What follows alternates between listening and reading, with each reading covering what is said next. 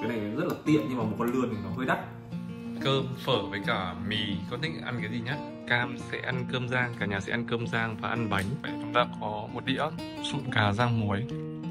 Chứ mình ăn nó còn ngọt ngọt ấy. Em Trang ngoan lắm, em Trang không đòi ăn đâu. Em Trang chỉ ngồi để nhìn thôi. Ngon không ạ? Không đi. Cắn những món này nữa. Sáng nay mình có làm một mẻ sữa hạt nhưng mà quên mất không quay lại. Nhân chả là Ngon mà. ngon mà. Nó hơi mặn mặn lợ lợ này ngon mà. Không thề. Thề. Thực ra là mọi người thích cho muối vào để dễ uống hơn, nhưng mà như vợ thì vợ thích uống bùi bùi hơn. Mấy ngày bọn mình sẽ chiết một cái chai cà phê phin như thế này.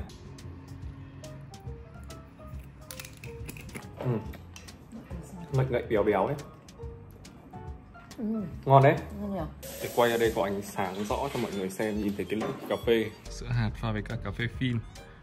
Uống nhạt nhạt bùi bùi thơm thơm. Wow! Rất là ngon, chưa đổ ra sáng. Cái bã này là mình định giữ để mà mình đắp mặt nạ ấy mọi người. Mình thích làm sữa hạt tại vì là cái bã của cái hạt này trông thấy rất là nhiều dưỡng chất. Mình sẽ cho thêm sữa chua hoặc là mật ong các thứ và mình sẽ tẩy ra chết hoặc là mình đắp mặt nạ. Hello. Trưa ngày hôm nay thì bọn mình sẽ ăn rất là nhanh. Đây mình có con lươn. Con lươn này thì mình mua ở trong siêu thị Ân Nam. Một ít cá ngừ, còn dư lại ở trong tủ lạnh. Hai quả trứng nữa. Mẹ heo có nấu cơm gạo lứt sẵn ấy. Sau đó thì sẽ chia ra thành từng phần như thế này. Đó, thì bọn mình kiểu buổi trưa mà không có cam, không ăn cơm trắng thì bọn mình sẽ, cái này chỉ cần quay vào lò vi sóng thôi là xong, rất là tiện.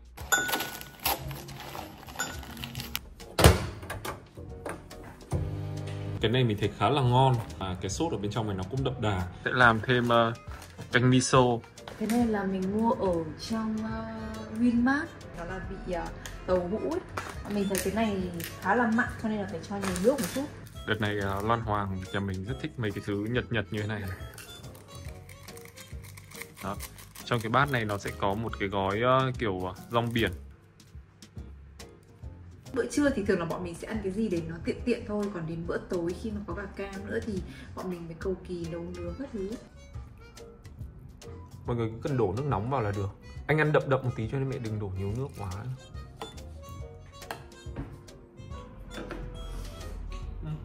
Ngon mà. Hôm qua mình mua một cái quả lê Hàn Quốc, ăn cũng được.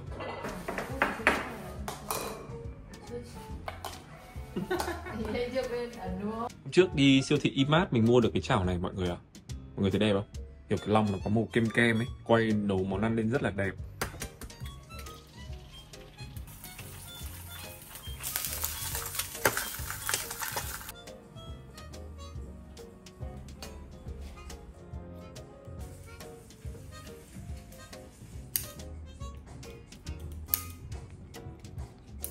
Nó có cái nước sốt ở bên trong túi ấy. Mọi người đừng bỏ phí nhé.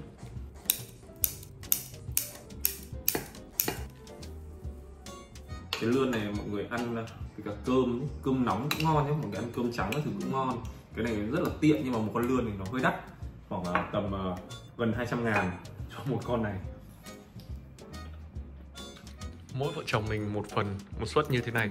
Bình thường ấy, nếu mà chúng ta ăn cơm món thì chúng ta sẽ ăn rất là nhiều. Nhưng mà khi mà chúng ta cho một cái phần ăn nó ra đĩa này mình sẽ dễ kiểm soát cái định lượng đồ ăn hơn mọi người. Bao nhiêu cơm, bao nhiêu thịt, bao nhiêu rau, bao nhiêu trứng, kiểu gì nó là như thế. Chứ nếu mà bây giờ mọi người ăn từng đĩa là mọi người cứ phải ăn làm sao cho nó hết thức ăn ấy. Đôi khi chúng ta ăn nhiều trong vô thức. Buổi chiều thì thường bọn mình sẽ làm cơm món, xong rồi nấu cơm trắng để cho Cam đi học về thì Cam sẽ ăn. Còn buổi trưa thì hai vợ chồng mình sẽ như thế này, nhà có gì ăn đấy. Hoặc là đôi khi kiểu vợ ăn cái bánh trồng gói mì cũng xong. Mình quay cái chủ đề này mình đều không có định trước ấy, cho nên là bao giờ mình có sự chuẩn bị, nhưng mà thấy nó mới chân thực mà. Nhưng mà thật ra trong tủ lạnh có gì ăn đấy cũng ok mà đúng không? Thường thì bọn mình sẽ đi siêu thị định kỳ là tầm 2 lần một tuần. 2 lần một tuần. Một lần thì sẽ đi mua kiểu bổ sung nếu nữa, ví dụ mình có quay chụp hay là mình có khách hay là như nào đấy.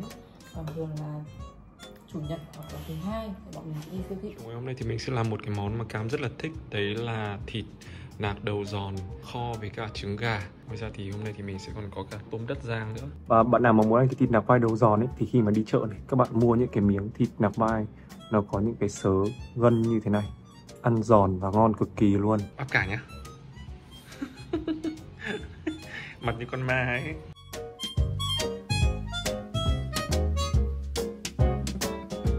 Thì sau khi mà trần này, thêm nước màu này, nước mắm và hạt tiêu thì mình sẽ ướp ở đây khoảng tầm 30 phút rồi mình mới đem đi kho nhé.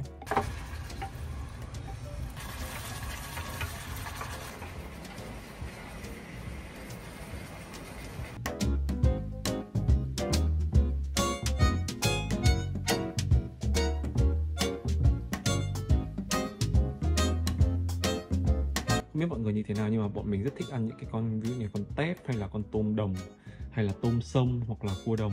Đó, những cái con dân dã như thế vợ chồng mình rất thích. Hôm qua đi siêu thị Imart ấy, mình mua được một cái mẻ tôm đất rau rảng như thế này, tí nữa rang với cả mắm đường ăn siêu ngon luôn. Tôm này sơ chế thì rất là đơn giản, các bạn chỉ cần cắt cái phần đầu xíu xiu đi thế này. Đó, các bạn để nguyên cái phần chân ở bên dưới này cũng được, tại vì là con tôm này nó rất là bé. Và để cho rang tôm được ngon hơn ý, mình có cái này, món rang hay là những cái món xào ấy, thì đôi khi là mình sẽ dùng mỡ lợn, ăn nó sẽ thơm ngon hơn. Mỡ lợn này mà để rang cơm hay là để làm những cái món xào ấy, đỉnh cao luôn đấy. Cái mùi dân dã này thật sự rất kích thích luôn. Chỉ cần hành với cả mỡ thôi, cái mùi nó quyến rũ khủng khiếp luôn mọi người.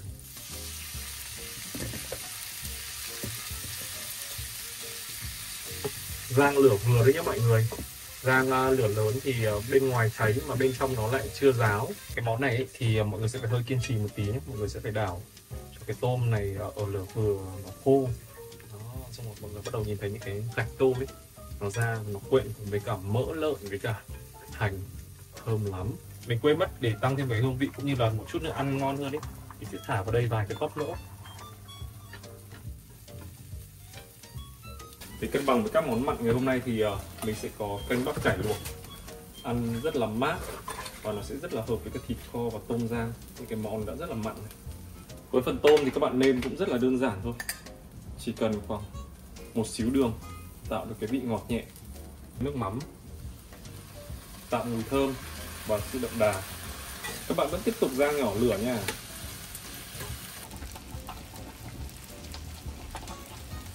Với canh bắp cải thì thường là mình sẽ cho thêm một quả cà chua. Quả cà chua ở dưới đáy các bạn khứa một cái dấu cộng, dùng dao khứa một cái dấu cộng này. Quả cà chua khi mà các bạn khứa ấy thì các bạn cho vào canh này. Các bạn thấy không, là những cái đường khứa nó sẽ đi theo cái vỏ. Và các bạn lấy cái vỏ ra nó rất là dễ dàng, tại vì ăn cái vỏ trong canh này nó rất là sơ. Đấy, cho nên là mình chỉ lấy cái phần ruột ở bên trong thôi, khứa như thế nhé. Khi mà gặp nước nóng ấy, lột vỏ rất là dễ. Có thịt nạc vai giòn kho này, tôm rang với cả tóp mỡ, và canh bắp cải luộc và nước thịt kho ấy chấm với cả trứng. Là bố. Mà bố á? Sao lại là bố? Có bạn nào giống mình không, là bình thường làm những cái món rang hay món xào xong ấy, cái tiếc cái chảo còn nhiều gia vị cho cơm ở đây trộn lên ăn rất là ngon luôn. Thịt nạc vai giòn, đấy, nó không mỡ, ăn nó không bị ngấy. Bình thường thì kho thịt mọi người thích kho thịt ba chỉ hoặc là thịt mông, mỡ nó sẽ ngon, nó mềm. Nhưng mà mọi người chọn cái phần nạc này ăn cũng rất là ngon.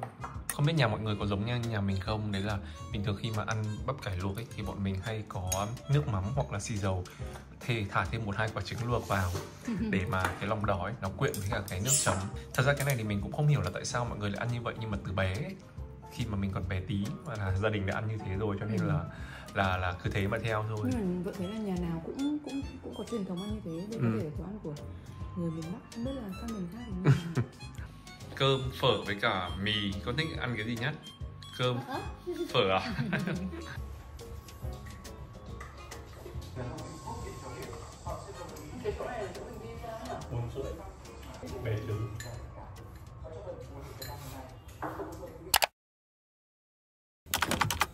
Buổi sáng ấy, thì ít khi vợ chồng mình ra ngoài ăn lắm. Trong nhà mình có rất là nhiều đồ, ví dụ như là các cái loại bánh đông lạnh này, bánh mì ngũ cốc này, rồi kể cả bánh mì Việt Nam các thứ ở trong kia nữa. Bọn mình đã ăn 4 cái rồi, hôm nay là còn 2 cái. Các bạn mua về nó cứng như thế này, nhưng mà các bạn chỉ cần giã đông khoảng tầm 30 phút thôi là nó mềm và các bạn có thể nướng được ngay. Mình sẽ không nướng theo cái cách thông thường, mà để cho tiện lợi các bạn nhanh chóng hơn ấy, thì bọn mình có cái máy này này. Cái này nó là cái khuôn để làm waffle. Tại vì mình hay làm bánh ấy, cho nên ở nhà mình bao giờ cũng có một hộp ruốc gà cay rất là to, ăn rất là ngon, mà kiểu bữa sáng nó tiện lợi. Bọn mình mua 1 cân ấy, ăn ngoài phải đến mấy tháng luôn. Cái ruốc gà cay này thì để làm phiên bản mặn, còn làm phiên bản ngọt thì có đường với cả bột quế, cho một lượng bột quế vừa đủ thôi. Cái bánh này thì nó có tên là Croffle. Cái máy này trước khi nướng thì các bạn nên cắm điện. Cái phòng closet thì bọn mình như trong room tour ấy, thì bọn mình có để một cái bàn làm việc cho mẹ heo ở đấy, rất là chill luôn, nhìn ra cái view đẹp lắm. Nếu mọi người nghe kỹ thì mọi người sẽ thấy có kiểu tiếng voice ấy, tại vì là thu âm các thứ ở trong đấy. Hắn bắt đầu thu âm ấy, mỗi lần hắn thu âm hắn sẽ kiểu mùa tay. Cái này linh động thôi, tại vì là hôm nào mà mình bận thì mẹ heo sẽ làm ăn sáng, còn hôm nào mà mẹ heo bận thì mình sẽ làm ăn sáng. Tất nhiên là có những hôm thì vợ chồng mình vẫn sẽ đi ra ngoài ăn kiểu bát phở ở ngay dưới nhà, rồi cà phê ở dưới chung cư cho nó đổi gió.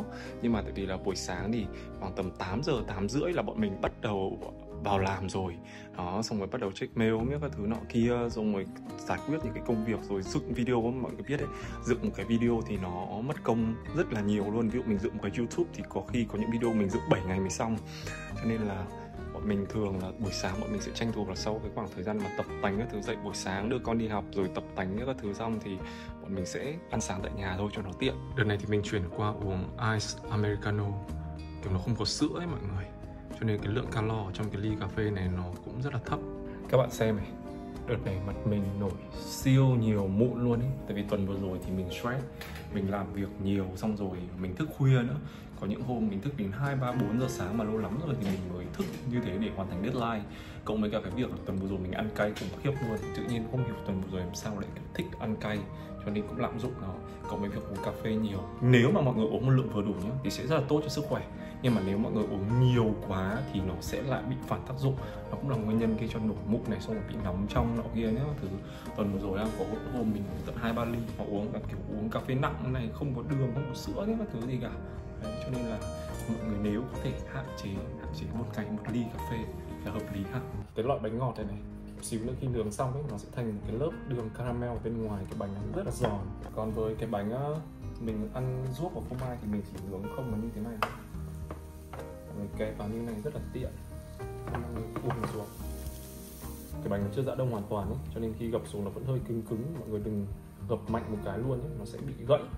Chúng ta cứ di từ từ đó, chốt lại là xong. Mọi người thỉnh thoảng mở ra kiểm tra nhé, tại vì mặc dù cái đèn này nó báo là đã được ấy, nhưng mà đôi khi nó chưa được đâu. Đấy, mọi người thấy không? Cái bánh rất là hấp dẫn, nhưng mà vẫn chưa được đâu, tại vì nó vẫn chưa vàng nhiều. Mình tiếp tục đậy xuống và mình cứ thế nướng nó thôi.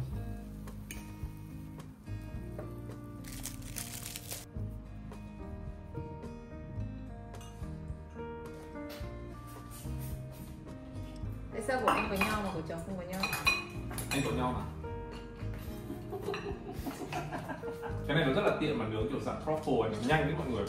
Nó nhanh hơn là mọi người chờ ủ nở, sau đấy thì mọi người nướng ở lò thông thường. Qua xong đông lạnh rồi thì mình thấy cái này ngon, dễ ăn đấy mọi người. Đây là cái chai sữa hạnh nhân cuối cùng của ngày hôm qua. Thực ra là không phải sữa hạnh nhân mà tất cả các loại sữa hạt mà mọi người làm ở nhà mà bị tách lớp ý, thì mọi người đừng có lo, tại vì là cái đấy là nó chứng tỏ là cái sữa của mình nó được làm thành phần kiểu nguyên chất tự nhiên ý, nó sẽ không có những cái chất làm đầy. Và khi uống thì mình sẽ lắc lên như thế này. Thường thì mình sẽ chỉ uống trong 1 đến 2 ngày thôi, đến ngày tối nay thì mình sẽ ngâm một mẻ hạt mới để ngày hôm nay uống. Này, trong sữa vẫn còn trong rất là ngon. Uống lạnh nó là một kiểu, mà uống nóng là một kiểu. Anh thì thích uống nóng. Vợ cũng thích uống nóng hơn nhé. Nóng như hôm qua lúc mà mới ấy mới xong. Thật ra uống lạnh này để mà để pha chế cái thứ ngon. Đấy, chứ hôm qua uống nóng mà uống không thì nó sẽ rất là fresh, nó bùi bùi nữa. Trưa ngày hôm nay chúng ta sẽ có chef Loan vào bếp, rất fine dining. Ngoài này thì mẹ heo đang ấy lại cái gà. Đấy, bọn mình có một ít cái gà Hàn Quốc hôm trước bọn mình mua. Đây là cái máy làm sữa hạt của mẹ heo này mọi người. Khi mà sửa nhà xong thì bọn mình sẽ có một cái khoang ở ngoài này để đấy nồi chiên không dầu. Ngày xưa thì mình có phải cho hết vào ở trong kho, Nhưng mà bây giờ nó có một khoang như thế này rồi thì kiểu dùng riết thứ mọi thứ nó sẽ tiện hơn. Để sự khác biệt thì tôi là vợ tôi nấu ăn.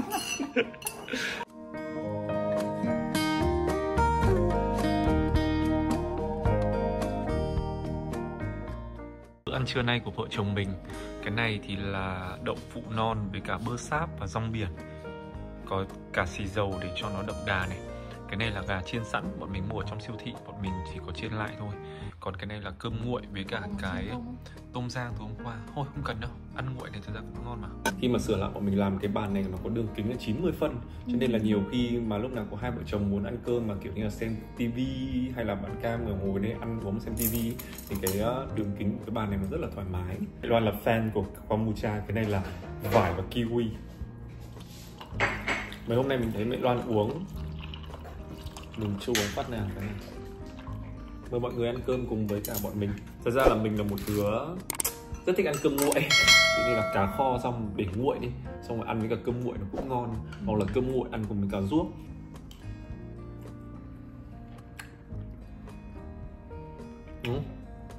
Dễ ăn mà.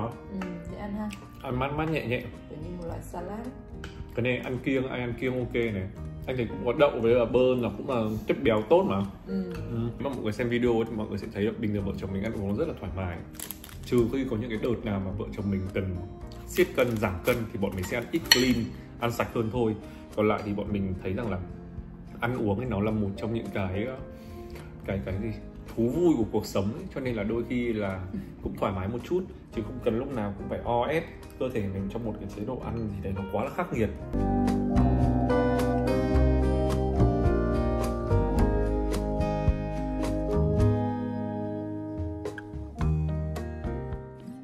Trời đang mưa siêu to khổng lồ luôn mọi người ạ. Mưa to lắm ấy. Trắng xóa trời luôn, không nhìn thấy một cái gì luôn này. Tối ngày hôm nay thì mình sẽ làm một cái món rất là ngon. Đấy là cái món sụn đùi của gà rang muối. Bên này thì mình đang rang gạo với cả đậu xanh, để một chút nữa xay ra để làm cái muối áo bao bên ngoài ấy. Khi mà cái gạo với cả cái đậu xanh đã vàng như này rồi thì các bạn sẽ cho vào đây khoảng tầm một thìa canh muối hạt, một ít bột chiên giòn, và các bạn sẽ lắc đều lên và chúng ta sẽ chiên cái phần sụn gà này nhá. Cái này nó là phần sụn đùi ấy, chứ nó không phải là sụn ức, ăn rất là ngon.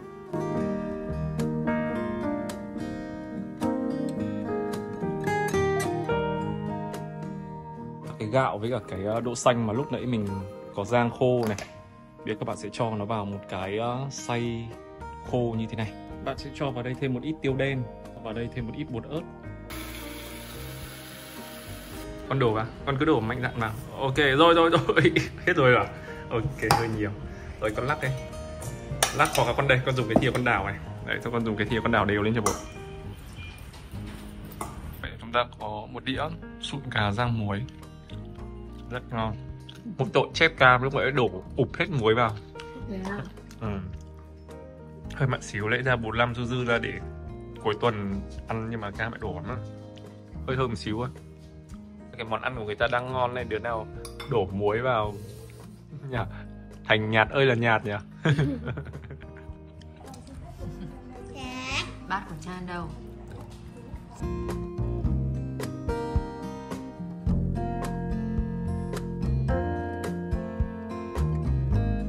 Ta lấy bát 2 đi.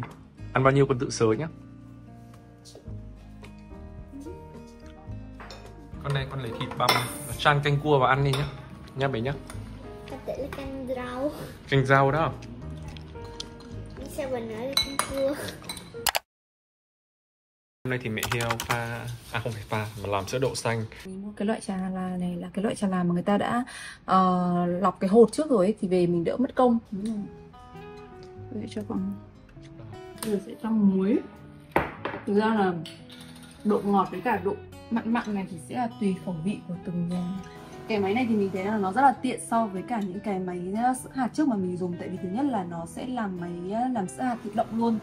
Cho vào đây mình hẹn giờ thì sáng hôm sau dậy một cái là mình đã có luôn sữa để mà mình uống. Trời hấp dẫn thế. Mình là một người nghiện sữa đậu xanh luôn đấy. Còn đậu xanh có vỏ này thì càng mê. Vợ chồng mình gọi bún mắm về ăn. Đấy, bún mắm này bọn mình gọi ở Khánh Hội. Thì cái nước ship về ấy, phải đun lại, không nếu mà nó nguội ăn nó tanh lắm mọi người ạ. Các loại mắm trong này. Bún này ý, thì sẽ có chả cá này, có mực này, có 2 con tôm, có cái này là cá tím. Đó. Có thịt quay và cái này là chả ớt sừng. Chút nữa ăn xong thì bọn mình sẽ khui đồ mới của 22 ra, xong rồi để là lượt rồi mix đồ thì còn quay chụp. Ớt sừng ấy cho nó không cay đâu, ở trong nó là chả, cái này là chả ớt.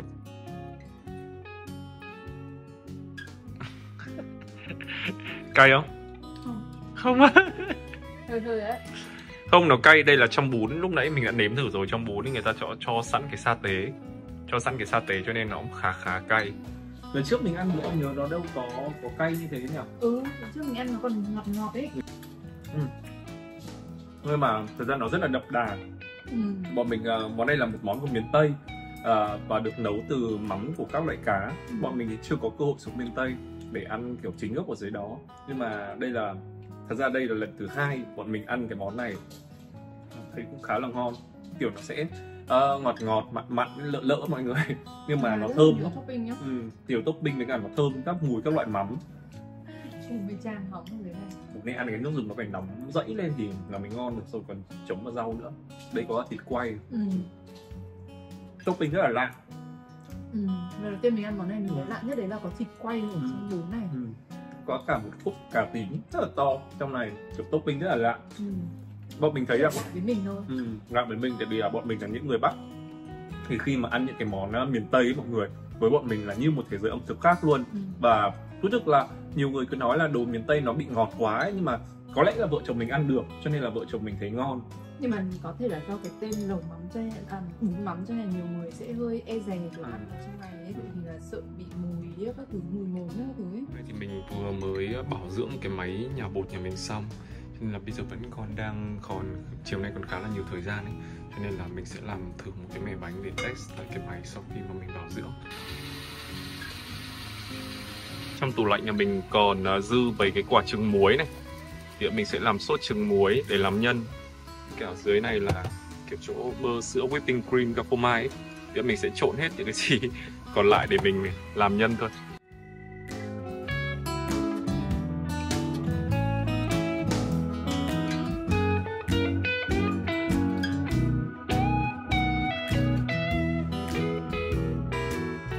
Bánh sau khi ủ lần 1 nở thì mình đã tạo hình xong rồi, mình sẽ cho vào khuôn như này cho nó gọn luôn.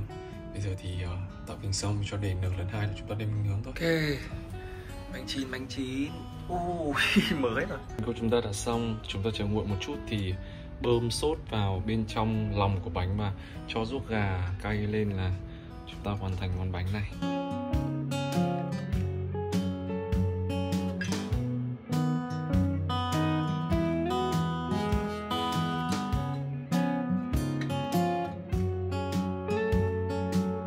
Tối nay thì Cam sẽ ăn cơm rang, cả nhà sẽ ăn cơm rang và ăn bánh. Cơm rang rất là to, trong này thì có xúc xích, các loại rau, ngô, trứng. Con ăn luôn cả đĩa đi, con ăn hết cả đĩa luôn nha.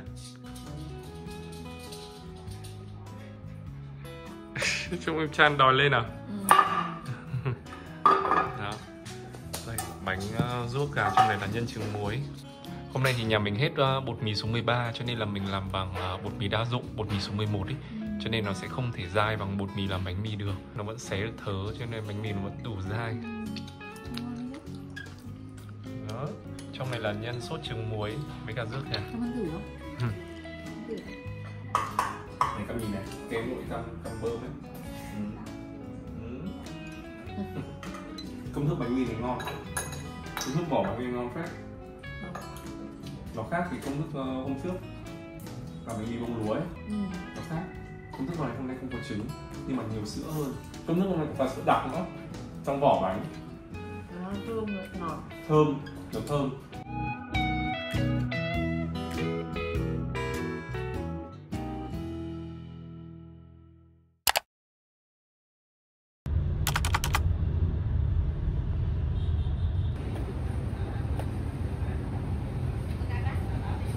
mình ăn một quán mì ramen mới mở ở khu Thảo Điền. Bình thường thì ở bên này thì bọn mình có một hàng ramen quen, nhưng mà hôm nay thì thấy hàng này mới cho nên là bọn mình sẽ ăn thử xem như thế nào. Trời đang siêu nắng luôn đấy mọi người, nhưng mà một chút nữa thì chắc chắn là sẽ mưa to. Mình sẽ sử dụng app Zalo để quét mã QR này.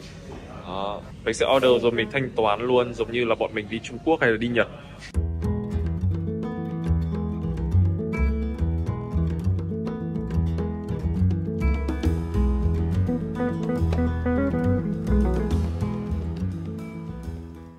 Là mì của mẹ heo, có tên là Ajitamakuro.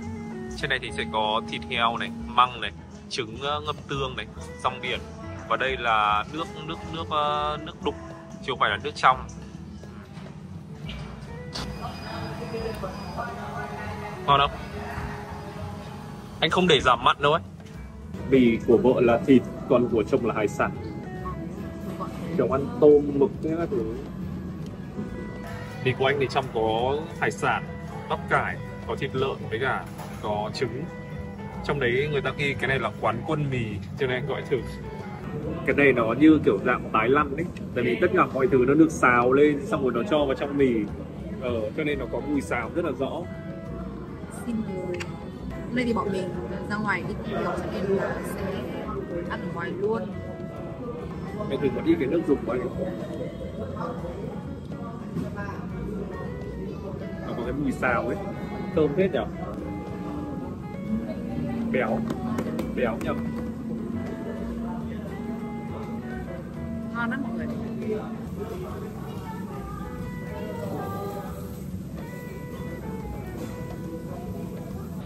Bát của mì heo có quả trứng gà ngâm tương này, trông ngon.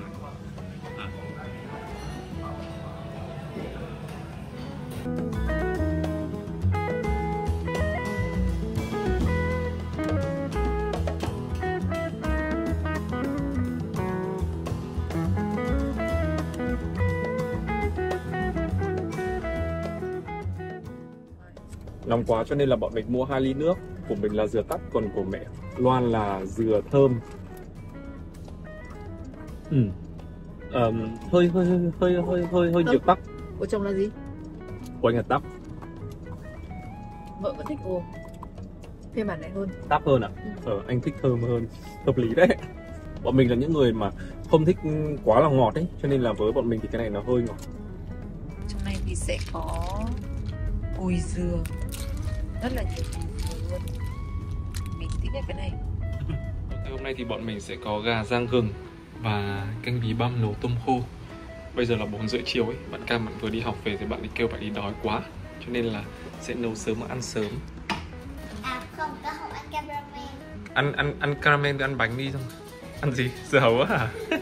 Thường thì khi mà đi học về xong thì bạn Cam sẽ có khoảng 30 phút nghỉ ngơi, thì khi đó thì có thể xem hoạt hình này, xong rồi bạn ấy sẽ ăn, tự lấy caramel, xong rồi uống Yakult, rồi uống sữa chua, xong uống nước hoa quả mà bố mẹ chuẩn bị sẵn ở trong tủ lạnh. Nói chung là Cam là một em bé mà trộm vía ăn uống rất là ok. Bạn ấy ăn tốt, nhưng mà tất nhiên trẻ con mà sẽ có những cái thứ mà thích ăn ấy thì sẽ ăn nhiều, nhưng mà có cái thứ thì những thứ thì tuyệt nhiên không động tới, ví dụ như là rau hay là cá thì sẽ ít khi ăn. Sau khi đi học về ăn những cái đồ nhẹ nhàng và những cái đồ mát ấy thì kiểu cảm giác nó sẽ dễ chịu, khoan khoái hơn. Sau đó sẽ đi tắm, và thường thì nhà mình khoảng tầm 6 giờ 30 sẽ là ăn chính, là ăn cơm tối. Đấy, cho nên là bây giờ chỉ có 4:30 thôi thì sẽ không sợ bạn ấy bị ngang bụng khi mà ăn những cái đồ này. Là gà rang gừng này, các bạn sẽ xào. Sau khi mà ướp gà với cả nước mắm, hạt nêm và hạt tiêu thì mình sẽ xào đến cho gà săn lại, rồi chúng ta sẽ cho vào kho. Tại vì là gà công nghiệp ấy, cho nên là kho cũng nhanh đâu. Sau khi mà gà đã xào săn thì mọi người cho nước nóng vào nhé. Tại vì là nếu mà mọi người cho nước nguội ấy, thì cái vị gà nó ăn nó sẽ có vị hơi tanh nhẹ. Cho nên là mọi người khi mà đã xào săn thì cho nước nóng và chúng ta đem kho. Cái canh bì nấu với cả tôm khô như thế này bạn Cam thích lắm. Thật ra thì cũng giống như tất cả các bạn nhỏ khác thôi, Cam đôi khi có cái sự chảnh mảng trong cái việc ăn uống ấy. Nhưng mà những cái loại rau, ví dụ như là rau cải xanh hay là bí, nếu mà các bạn xem những cái tập mà một tuần ăn gì thì bạn sẽ thấy là hầu như tuần nào nhà mình cũng có nấu món canh đấy. Tại vì là Cam rất là thích ăn những cái loại rau đó. Thì bên cạnh đấy sẽ có những cái loại rau mà Cam không thích, ví dụ như là cà tím này, hay là những cái loại cải đắng, hay là kiểu rau dền đó kia. Mặc dù là ăn những cái rau mà bạn ấy thích, nhưng mà đôi khi thì cũng vẫn phải nhắc là con ăn rau ấy các thứ đi thì lúc đấy mới ăn. Thì để mà để tự giác thì chắc là duy nhất là có trứng là sẽ tự giác là ăn. Bạn thắc mắc ấy là bọn mình không có sử dụng máy hút mùi, thế thì nấu ăn trong nhà mùi sẽ như thế nào? Thì đây, ví dụ như cái món mà ít mùi hơn thì mình sẽ nấu trong bếp chính. Còn như mình chia sẻ là những cái món nào kho hoặc là nhiều mùi hơn thì mình sẽ kho ở bên ngoài đó. Nhưng mà khi mà mở cái cửa ban công sau này ra thì tại vì nhà mình nó thông với cả cái ban công trước đằng kia kìa, cho nên là gió nó rất là to. Cứ buổi chiều ấy là gió lộng gió luôn, cho nên là mình không phải sử dụng máy hút mùi. Đây, buổi chiều khi mà nấu cơm thì đây sẽ có một thằng nhìn, bên này thì sẽ có một đứa khác luôn luôn chầu bố nấu cơm. Đây là bữa tối ngày hôm nay của chúng mình đây. Bọn mình có gà rang gừng, có canh bí băm nấu tôm, cà, và cái này là lạc mắm tỏi. Mình làm khoảng 1-2 tuần rồi. Mình cứ để trong tủ lạnh, khi nào ăn thì lấy một ít ra thôi. Ăn đi con. Mẹ Loan đang đi ra ngoài một chút cho nên là mình sẽ chờ mẹ Loan, cho nên là Cam sẽ ăn trước. Nói gì vào vlog không? Nói gì đây? Nói vào vlog ấy. Đọc rap à? Thật ra là trộm vía từ bé đến giờ Cam ăn uống khá là tốt. Hầu như là bọn mình không phải ép gì cả. Kể từ hồi bé xíu 2-3 tuổi ấy, mọi người mà xem vlog mọi người thấy đấy, Cam nhiều khi vẫn cứ ngồi xúc bát để mà ăn cơm như thế thôi. Cho nên là ăn uống của Cam thì bọn mình không phải lo lắng nhiều. Này kiểu đi học về ấy, mọi người xong rồi nô ở trường, nghịch ở trường, cho nên là cảm giác là nàng ta ăn cái số lượng ăn có vẻ tốt hơn, có vẻ nhiều hơn. Nói chung là từ xưa đến giờ bọn mình khá là thoải mái với Cam trong cái việc ăn uống. Cái gì mà bạn ấy không thích thì bọn mình cũng không ép quá, nhưng mà cũng khuyến khích là bạn ấy thử càng nhiều càng tốt để cho biết. Thích ăn cá ngừ, cơm cá ngừ nha Cam nhỉ? Dạ. Bình thường không ăn cơm cá chiên, nhưng mà kiểu như là cá ngừ hay là cá rán giòn, tầm 1 rán giòn thì rất thích ăn. Đợt này mê ăn tôm nhỉ? Đợt này nàng thì mê ăn tôm, bao nhiêu tôm cũng hết. Cái gì đấy? Làm gì đấy?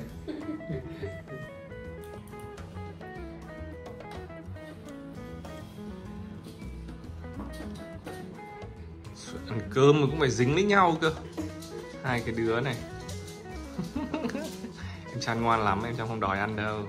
Em Chan chỉ ngồi để nhìn thôi.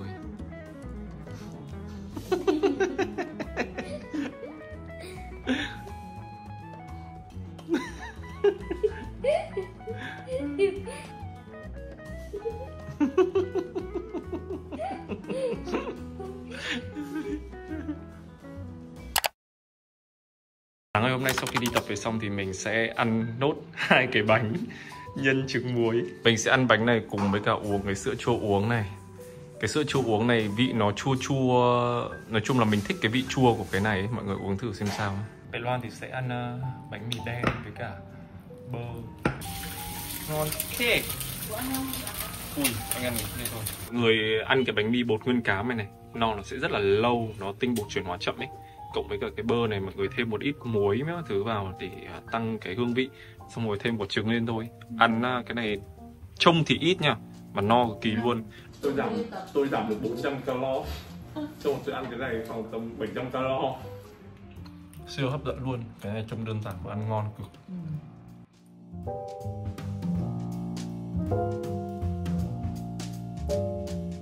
Salad của bọn mình, mọi người trông có hấp dẫn không?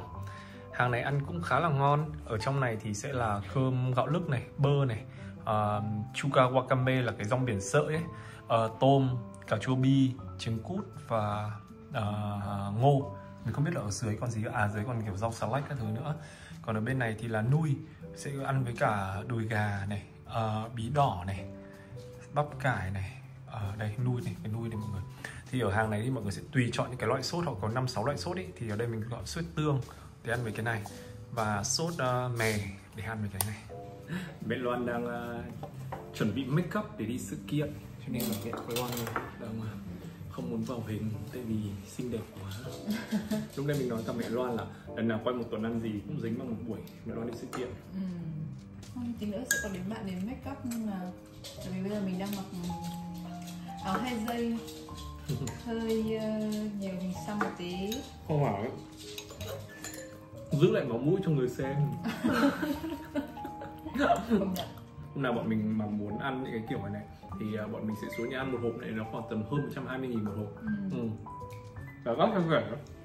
Nói chung là sẽ ok bởi vì thôi là gà kha lát này ngoài mình nhiều phết đó. Ở dưới họ có cho mình cả nuôi này, thịt thà các thứ cũng nhiều ấy. cơm này. Mà ở đây nhá thì là tại vì là mình rất nhiều lần anh xuống buổi sáng sớm ấy, thì ngày nào thì họ mới chế biến ngày đấy, chứ không phải là rau đông lạnh hay là gì cả. Có nghĩa là ngày nào cũng thấy người ta đi chợ đến rồi người ta rửa chứ người ta xếp đồ nấu đồ mới ấy. Bây giờ thì mình sẽ đưa mẹ heo đi sự kiện, sau đó thì mình sẽ về đón Cam. Hôm nay đầu tiên thì mẹ heo đi sự kiện như thế này thì định là sẽ đón Cam, sau đó thì lên trên quận 1 để đón mẹ heo và cả nhà sẽ đi ăn ngoài. Nhưng mà trời nó lại mưa như thế này, với cả sợ Cam mệt ý, tại vì là nhiều hôm là thứ 6 khi mà đi học về xong là Cam rất là mệt. Thôi thì thôi sẽ về tắm rửa thứ cho con ăn cơm nhà. Còn mẹ heo xong sự kiện thì mẹ heo sẽ đi taxi về nhà.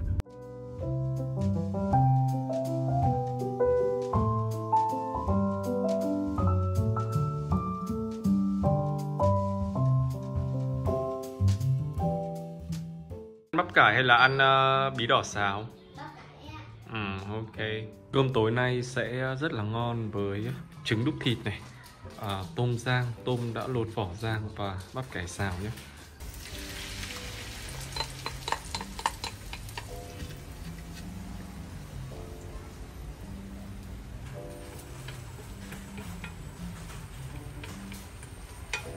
Cam ơi, nhìn trứng rán đẹp không Cam?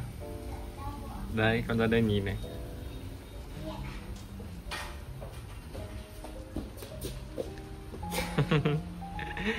Đẹp không con? Đây. Tối nay ăn mấy bát? Ok. Cơm tối ngày hôm nay thì bọn mình có trứng đúc thịt này, bắp cải xào này. Đây là pizza mà bố. Pizza. Tôm nõn rang này, gà rang gừng hôm qua và canh bí nấu tôm hôm qua. Cam lấy trứng cho mẹ đi Cam.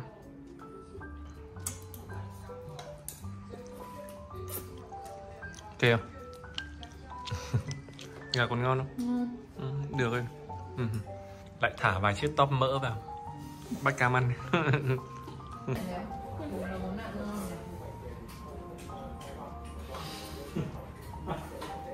Không tin. Cắm những món này nhá.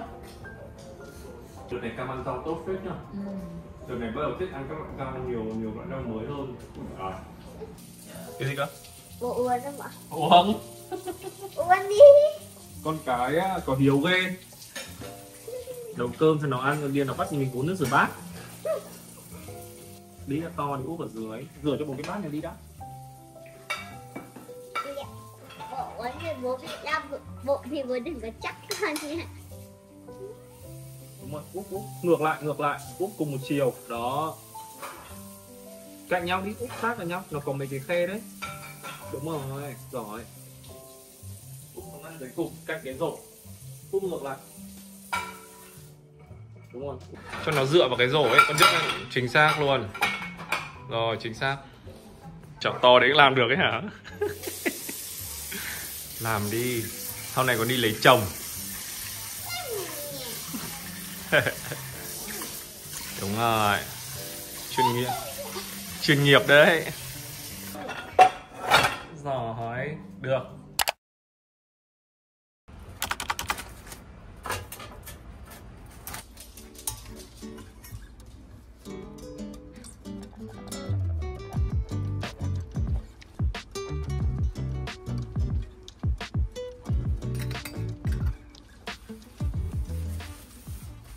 Bánh bao này là bánh bao trứng cút. Mọi người cứ mua về đây, cái thương hiệu này. Đó, mọi người cứ mua về rồi mọi người cứ để trong ngăn đông tủ lạnh. Ăn khi nào ăn mọi người mang ra hấp rất là tiện. Mềm không con? Mềm chưa? Nghe ngon không Cam? Ngon, ăn hơi cắt được đã. Ăn theo cách độc lạ bình thường.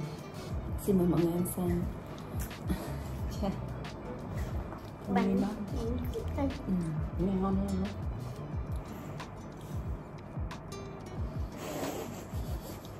Nhìn chị Cam ăn chiều ăn lẩu, chị mấy mẹ làm lẩu. cơm rang. Cơm chưa? Cảm ơn mẹ làm cái comment lần ngoài. Bữa trước mình làm cho Cam một cái đĩa mì Ý có hình con ma Halloween. Thế mà lại rất là dễ chiêu. Nhưng mà hôm đấy làm vội xong hình con ma không đáng sợ tí nào mà hình con ma rất là dễ thương. Con ma trông lại buồn cười đáng yêu. Cam thích ăn nhân trứng cút hơn hay là nhân trứng muối hơn? Trứng cút. Cái kiểu ăn kiểu gì mà để nhân lại cuối cùng? Cam toàn ăn xong để nhân cuối cùng, ăn cuối cùng đúng không?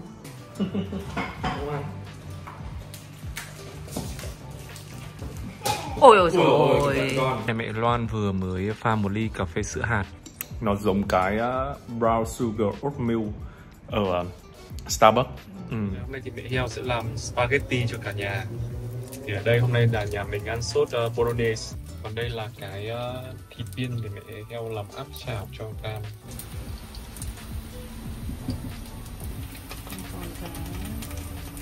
Đây thì màu cam thì nó sợ không dẫn liên tưởng ra. Đấy, sau đấy thì sẽ chùm cái viên phô mai ấy lên trên cái thịt để một chút thì cái viên phô mai nó sẽ nóng ấy, nó sẽ chảy, nó ôm vào cái miếng thịt. Vẫn bị cute quá, không sợ gì cả, nhưng mà lần này vẫn không thể đáng sợ hơn. Cái này làm vui kiểu như thế, thế xong rồi sẽ dùng kiểu đậu đen hoặc là gạo lứt ấy mọi người. Ra đúng thì là sẽ là có rong biển ấy, nhưng mà hôm nay nhà mình lại hết cái rong biển đấy. Nhưng mà nó không giữ được cái hạt gạo ấy, bố ạ. Đấy, giống như con ma chùm ấy. Nên đã đáng sợ hơn chưa? Con đấy mọc hai cái râu. Mình vừa áp chảo thêm bacon lên để ăn. Xong mời bố mẹ ăn mà. Con ăn đi, đây là đĩa mì của mẹ Heo. Bọn mình có thêm một chút bacon áp chảo lên để cho nó có thêm vitamin thịt. À, cái này của mẹ thêm tiêu rồi. Cái này nó như kiểu mình trộn ấy mọi người. Khi mà mình luộc mì xong mình cho parmesan vào, người ta cho tiêu và mình trộn lên thôi. Nếu mà sợ khô quá thì mình cho ít nước mì, nhưng mà mình thay nước mì bằng cái sinh tố của Robina ấy, sau cả bò xôi. Đang ngồi xem vlog sinh nhật 8 tuổi. Đã. Thích vlog lắm. Ngon không ạ?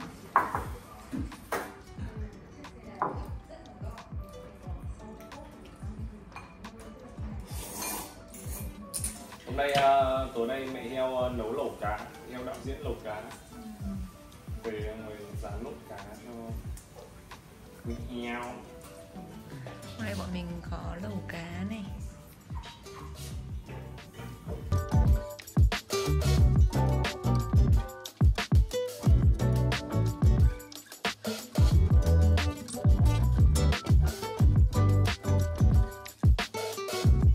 Ăn mì kiểu mì cá ấy mọi người, mì với nước lẩu cá rất ngon, cá chép giòn lóc ra và thái lát mỏng, rồi cả mẹ Loan mua cả cá tầm này mà thả vào lẩu ấy, ăn sật giòn giòn rất ngon. Một phi lê thì mẹ Heo rán giòn lên này, ăn với cả bún với cả nước mắm chua ngọt nữa. Ăn lẩu ấy mọi người, cho nên là phải tập trung ăn, cho nên là bọn mình sẽ ăn đây. Đó, buổi sáng thì thường bạn Cam sẽ cho cá ăn. Rồi con ơi, không nhiều quá các bạn vỡ bụng đó.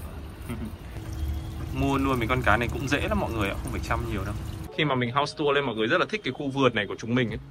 Đợt này mấy cái lá mon này nó mọc ra rất là dài. Đấy, cho nên là mọi người có thể nhìn thấy là nó sẽ bị hở những cái chậu ở bên trong. Nhưng mà khi nó mọc dài như thế ra thì cái lá nó rất là to bản ấy. Nhìn đẹp á. Này, mọi người nhìn cái cây mon ở dưới này, tốt cực luôn. Ra rất là nhiều lá. Mà cái lá nó dày nha, đẹp lắm. Hai bố con đi bơi về xong thì mẹ Loan đã làm một bát cơm cỡ đại cho Cam. Bên này thì bọn mình hôm qua có những cái rau sống ấy, cái rau sống mà ăn lẩu cá còn thừa rất là nhiều, cho nên là hôm nay mua bún về thì mẹ Loan đang làm bún bò xào.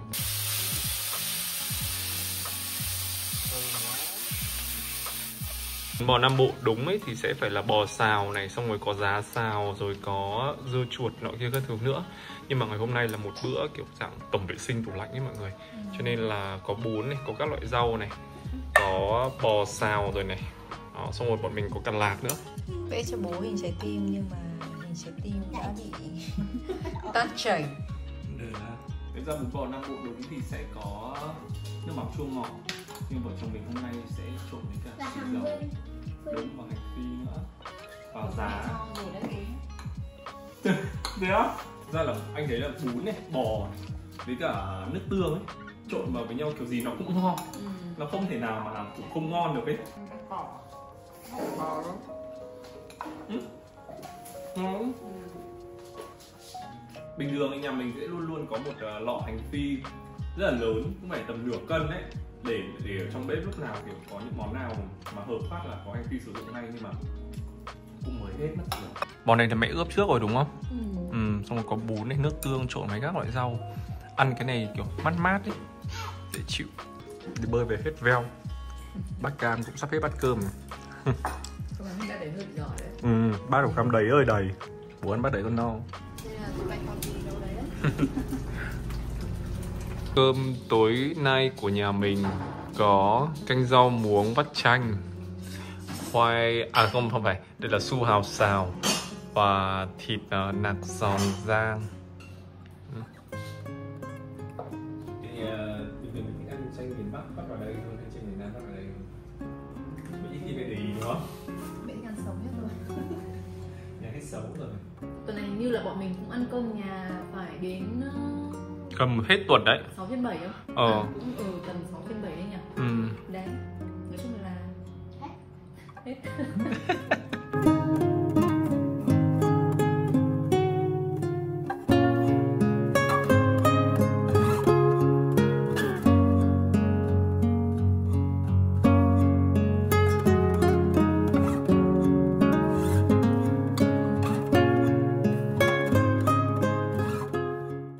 Rất là nhiều vì đã xem hết vlog này và đã đồng hành cùng với bọn mình trong một tuần vừa qua để xem là bọn mình ăn những cái gì nhá. Trong tuần này mọi người thích nhất là bữa cơm nào thì mọi người hãy comment cho chúng mình biết nhá. Và nếu mọi người thích video này thì ấn like, subscribe, click vào cái chuông và tiếp tục ủng hộ cho gia đình Cam Cam nhá. Tạm biệt mọi người. Bye bye. Mồm cam xinh thế.